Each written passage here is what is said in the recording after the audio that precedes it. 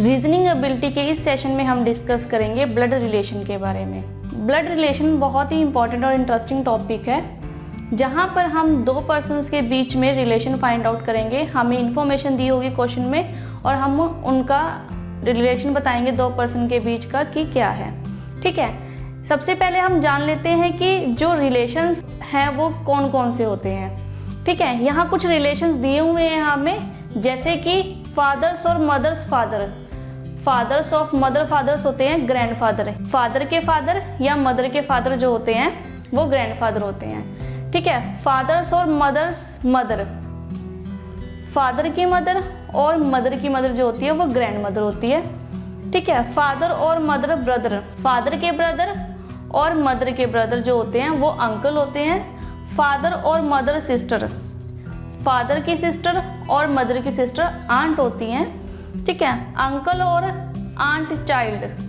Uncle और aunt child cousin होते हैं। सिबलिंग सन होते हैं नेफ्यू। ठीक है, और सिबलिंग डॉटर्स होती है नीज।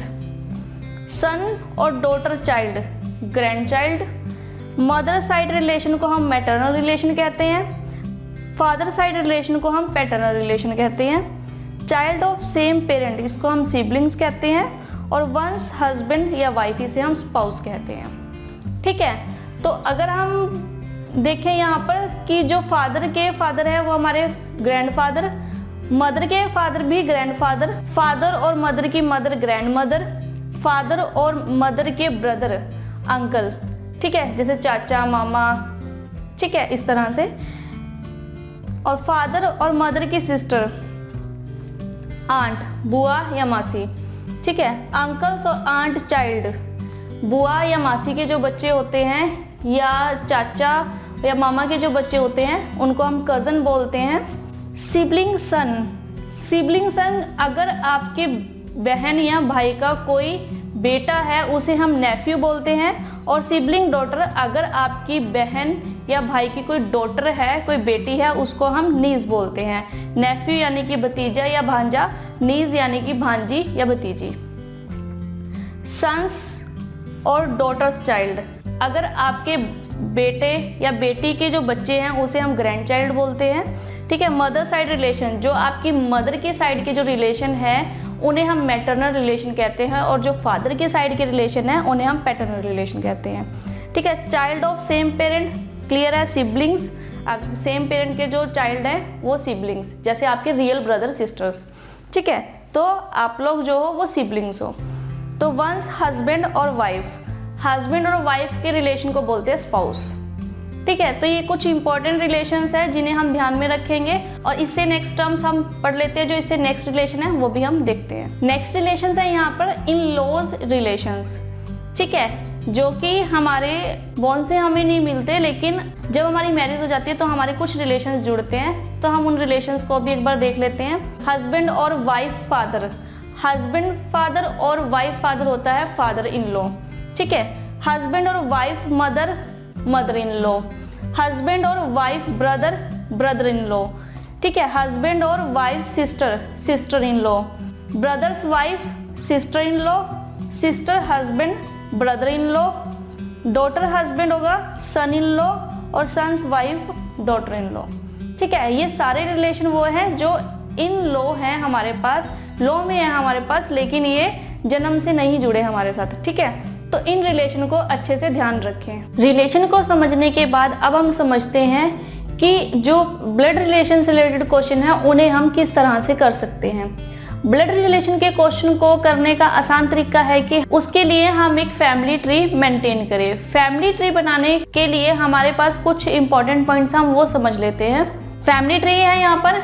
ठीक है, अगर हमारे पास मेल है कोई, फादर ग्रैंडफादर अंकल ब्रदर। ठीक है, अगर कोई मेल मेंबर है तो हम उसके लिए प्लस सिंबल यूज करेंगे। ठीक है, और अगर फीमेल है कोई, mother grandmother aunt sister, इस तरह की कोई टर्म्स या इस तरह का कोई रिलेशन हमें दिया गया है तो हम वहां पर माइनस यूज करेंगे। ठीक है, जरूरी नहीं है कि आप प्लस और माइनस सिंबल को ही यूज करो, आप यहाँ पर कोई भी सिंबल यूज कर सकते हो अपनी कन्वीनियंट के हिसाब से। अगर आपको प्लस और माइनस आसान लगता है तो आप प्लस और माइनस से डिनोट कर सकते हो मेल और फीमेल को, अदरवाइज आप किसी भी सिंबल से मेल और फीमेल को डिनोट कर सकते हो। तो अगर हमें फैमिली ट्री बनाना हो तो हम वो कैसे बनाएंगे? सबसे पहले हम यहाँ पर मेल और फीमेल का डिफरेंस जान चुके हैं कि अगर हमें मेल और फीमेल का सिंबल पता हो तो हम इजीली फाइंड आउट कर सकते हैं कि जिसकी हम बात कर रहे हैं वो मेल है या फीमेल है। कुछ एग्जांपल्स हैं, हम उसे करके देख लेते हैं ताकि आपको फैमिली ट्री बनाना आसान हो जाए। ठीक है, फर्स्ट एग्जांपल है यहाँ पे, A is the brother of B. A is the brother of B. अब मैंने यहाँ पर मेल को प्लस से डिनोट किया है और फीमेल को माइनस से डिनोट किया है। तो A is the brother of B, यहाँ पर ए की बात हो रही है कि ए जो है वो बी का ब्रदर है। ठीक है, तो ए मेल पर्सन है यहाँ पर, ठीक है, और ये ब्रदर है ऑफ बी। लाइन इसलिए क्योंकि ये सेम जनरेशन से है। ठीक है, ब्रदर, इसका पता नहीं कि बी ब्रदर है या सिस्टर है, लेकिन ए कंफर्म है कि ए यहाँ पर ब्रदर है। ठीक है, और ये सेम जनरेशन से है, इसलिए यहाँ पर हमने प्लस सिंबल लिया और ए को डिनोट कर दिया कि ये ब्रदर है बी का। बी का हमें नहीं पता बी फीमेल है कि मेल है, मतलब बी ए की सिस्टर है या ब्रदर है, लेकिन हमें ए का कंफर्म है कि जो ए है वो ब्रदर है बी का। ठीक है, सेम जनरेशन है इसलिए हम लोगों ने एक ही लाइन में इन्हें लिखा है, एक ही रो में हमने इनको लिखा है। नेक्स्ट एग्जांपल है यहाँ पे, A is the sister of B. A is the sister of B, तो ए सिस्टर फीमेल है तो माइनस का सिंबल, और ये सिस्टर है तो A is the sister of B. B नहीं पता ब्रदर है कि सिस्टर है, तो A is the sister of B.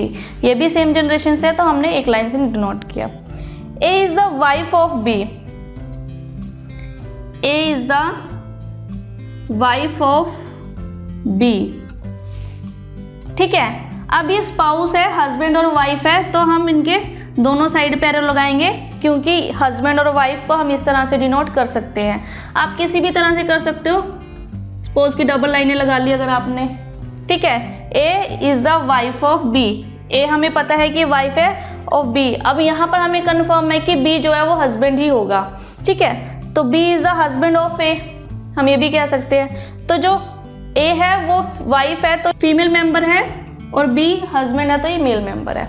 ठीक है, तो आप किसी भी तरह से, और अगर आपको कोई और तरीका भी आसान लगता हो डिनोट करने का कि हम सिंबल्स को कैसे डिनोट करें, रिलेशंस को किस सिंबल से डिनोट करें, तो अगर आपको जैसे इजी लगता हो आप उस तरह से कर सकते हैं। नेक्स्ट एग्जांपल है यहाँ पे, A is the son of B.